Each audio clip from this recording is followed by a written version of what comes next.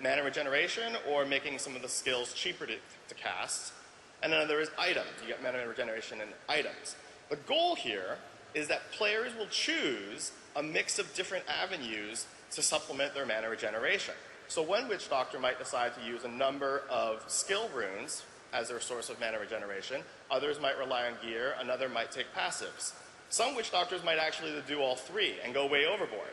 Now the question is, will that Witch Doctor who just puts everything into mana recovery have unlimited mana? And the answer is actually yes, because we want lots of customizable builds.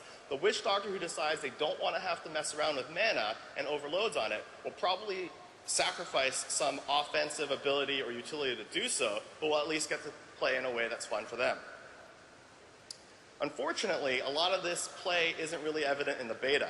The passives just start to kick in at level 10, a lot of the gear doesn't have a lot of mana regeneration on it yet, and the skill runes aren't in yet, so you won't see any of that. So from level 1 to 10, before any of this gameplay really kicks in, we basically make mana unlimited and free, because the player hasn't been given the tools to overcome a shortage of mana yet. I'm going to talk about the passives. We talked about Fetish Sycophants earlier. Another new passive on the Witch Doctor is called Circle of Life. Circle of Life makes it so that whenever an enemy near you dies, it automatically summons a zombie dog. And what's really cool about that is you don't even have to have the zombie dog skill trained. If you have the passive Circle of Life and an enemy dies, and there's a chance that the zombie dog comes out. If you take the zombie dog skill, then you get to add runes, and the passive will benefit from that as well. This particular Witch Doctor in the video took both Circle of Life and Fetish Sycophants. So using only 2 passive skills, she actually has quite a big pet army with her. Moving on to the Monk. One big concern in the beta is survivability of the Monk. We've been working on particularly during the early levels. During our internal testing, we actually find the Monk has a lot of good survivability later in the game, but that's only when a lot of the skills have unlocked. Early on, Monks were having a hard time. So we've been doing very targeted, focused changes on certain of early combo skills, like Fists of Thunder, does a small bit of knockback on the 3rd hit now. Long reach is slightly longer in its reach. All these sorts of things are just kind of micro adjustments that help improve the survivability of the Monk. The other area that we've been looking at is mantras. A lot of players understand that the fundamental concept is that it's a buff that's on yourself and others, but there wasn't any really good decision point as to when you were going to push the button. So for the first 3 seconds after pushing, activating your mantra, the effect of the mantra is actually doubled. So for example, if you have a mantra that increases the damage taken by all enemies near you, at the time that you push the button, now the effect of that mantra is doubled, and you can actually unleash some of your high cooldown powers, 7-sided strikes, stuff like that. And finally, we've been taking a hard look at combo attacks, spirit generators. Like I said, we use those terms interchangeably. In this case, we had some players who said they just want to have one spirit generator and they want to spam it all the time. And then we have other players who say, well, actually, I really like the idea of combining the two. And so that's been kind of a delicate balance, trying to support both styles. I mentioned the passive earlier. So we've been really looking at changing the timing, changing the structure, to basically make it possible to combine them, but not mandatory. And finally, with the Demon Hunter. For those of you who don't know, the Demon Hunter is based around a dual resource system of both hatred and discipline.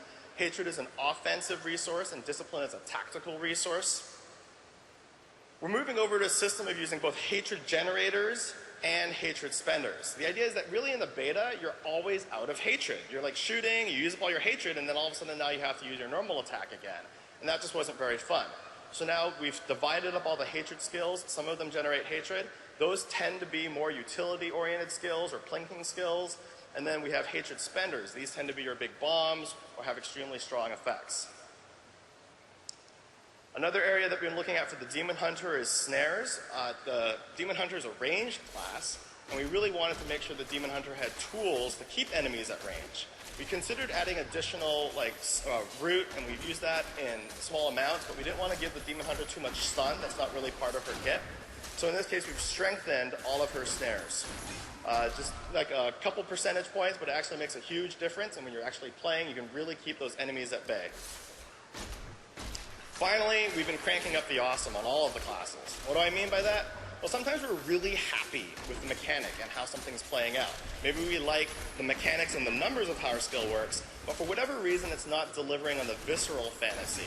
And so we've been working a lot with our technical art department to basically amp up the visuals, amp up the feel, amp up the effects, so that the skill still functions mechanically the way we want, but has a lot more appeal.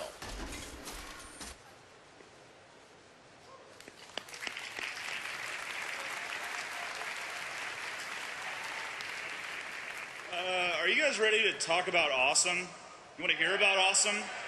That's all I care about. Awesome is awesome. Let's get these words off the screen. Oh, it's more words. Okay, so kick-ass gameplay is more than just a great idea or a great mechanic. Really, to be pushed in the stratosphere of pure awesome takes a synthesis of the two. So today I'm going to walk you guys through a mausoleum of ideas that didn't quite make the cut and the things we've done to give them a spark. First up is the monk. So one of the cool things that came out of our brainstorming sessions was we wanted the monk to incorporate some kind of temple aesthetic into his skills. And we prototyped something here which is pretty awesome. It's basically the monk summons a huge temple and collapses it on his enemies, which is totally sweet. I think it's sweet. But it has some gameplay issues. It's too confusing. Each pillar requires a click. It takes up a lot of visual space on the screen, so we simplified it. Here we go. I'm gonna cast it on a spider. Oh, there it is. All right, so basically it explodes automatically. It's a lot easier to play, simpler to use, easier to understand. Doesn't take up as much space, but still kind of gets through some of that temple aesthetic that we were going for. So next up is the Demon Hunter. We knew that we wanted some kind of companion for the Demon Hunter, and there's a lot of ideas about what that could be. You know, a raven, which I think is the unruined version of a skill, is definitely one of them. Maybe a wolf. But we also tried some crazier ideas, like a floating skull. I don't know. Whose skull is that? It's friggin' huge. I guess he bites enemies. That's a bit magical. It doesn't really seem to work. We also tried a floating sword. I love floating swords. They're awesome. But on a Demon Hunter, it doesn't really seem to work. You know, it's kind of more arcane. I could see a wizard having a floating sword that floats around and like smashes enemies. So we replaced it. We went with something a little more basic, a little bit more corporeal. We went with like a bat. I guess he bites enemies and like sucks their blood for you or something. I mean, it's pretty sweet. It's got some shadow stuff on him too, so it's a little bit more in the physical realm. It's something I would expect a Demon Hunter to have following him around, slaying the allies of hell. We also gave him something a little cute. I love these little guys. Oh, little ferrets. That's awesome. I'm gonna call that one Bitey. I love ferrets. So some ideas are just awesome right off the bat. They go in the game, they're totally sweet, and you don't really have to do much to them. This is called Call the Ancients, which summons the Ancients from Diablo 2 to come in and slay enemies on the battlefield for you. You love it, right? I love it too. When I first joined the project, Julian Love described it to me, and I was so excited, I just flipped my desk over. Pencils and everything were just going everywhere. So, love this skill. You know, it's not just hero skills that need to be awesome, it's also monsters. I mean, monsters have got to be awesome, so you feel more awesome for slaying them. So, first up is the Goatman Shaman. Picture here, you're going to kind of see that he has a lightning shield, which he casts on himself, and when you hit him when he has a lightning shield on, it does damage to you, it returns damage. It's a great mechanic, it's a great idea, but if a shaman could really only do one thing, what would he do? When I imagine myself as a shaman, I think, fury of the elements, savage, bestial, chaotic, smothering my enemies in an avalanche of frost, consigned to an icy grave. Let's see what that looks like. Yeah, hit him with the frost. Oh, you died. It's an upgrade, it's more awesome, I don't know. Alright, so, another monster we have, this guy shows up in Act 2. He's a rockworm. He's definitely not Not inspired by a desert-themed sci-fi universe at all. So get that idea out of your heads. Don't even think about it. So this is our first implementation, which is pretty cool. He has a cool intro, but he's kind of like a lot of other monsters we have. So we wanted to spice it up. So now what he does, still bursts out of the ground, but if you're unlucky enough, he's actually going to catch you and eat you. Yeah, spit you out. That's what I'm talking about. That gets my blood boiling. All right. GG, guys. That's all I got.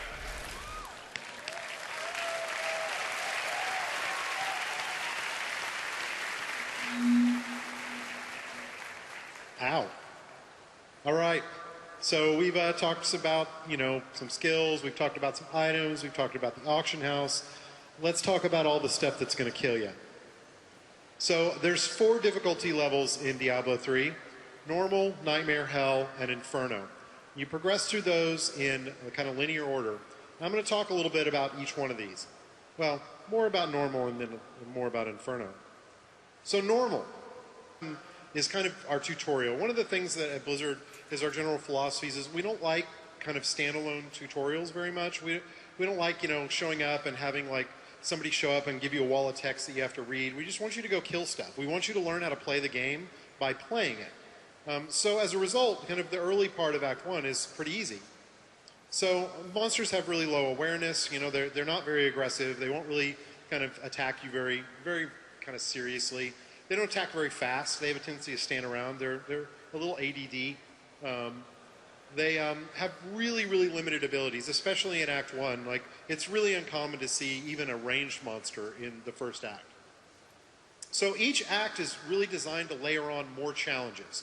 And we literally kind of bucketed all our monsters into different categories, like ranged and kind of proximity AoE and distance AoE and area denial and all these different abilities that they can do. And then we kind of gave them a rank score of what we thought was most difficult and kind of progressed those through all the difficulties.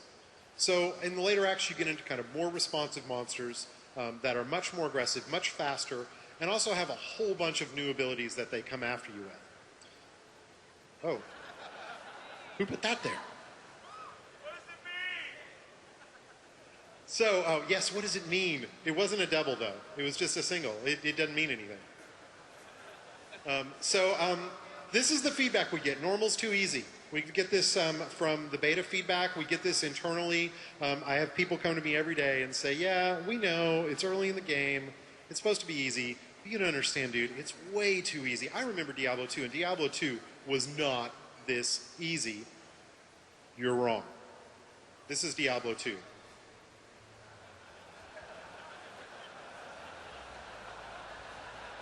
Yeah. I think she's going to get hit in a second. Oh, no, he missed. Oh, she got hit. Okay. Oh, she took some damage. I think she's going to be okay, though. So, this is on purpose.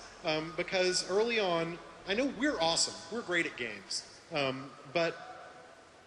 And because of that, if you're hardcore like we are, this stuff's too easy for you.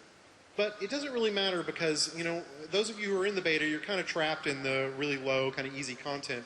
But you're going to blow past this so quick and get into the other difficulties. And, we're going to talk about that a little today. Our challenge as game developers is to try and make the game approachable for casual players, but still interesting for serious gamers, and build a game that's got depth. There's a really important point here. Hardcore games for everyone is what Blizzard does. It's what we've always done. So one of the things that people say to us is the game feels really, really easy in the early game. Are you just making the game for casual players now? And we say, no, we're making the early game for casual players because we want to turn them into hardcore players. And because we do that is why we have so many wonderful people here today. And that's what we're going to keep doing. Thank you. That being said, I'm sure some of you are going, yeah, but come on, is it really hard? Like, how hard is it? It's not really hard, is it? You got soft. It's not that hard. Well, you're not going to believe anything I say. I'm going to be like, yeah, it's super hard, whatever. So one of the things we asked some of the guys on the team to do, we got a whole bunch of people on the team who are playing the harder difficulties now, and we've asked them to, do a little bit of a testimonial so you guys can see how hard the game really is. So you've got normal difficulty, you've got nightmare, hell, and inferno. Normal mode was pretty casual. It was very fun. You know, you're one-clicking, you know, having laughs. Once you get into like nightmare mode, it starts kind of turning into all business. Like, whoa, whoa, whoa! Like that thing just killed me. The game really starts, for me anyway,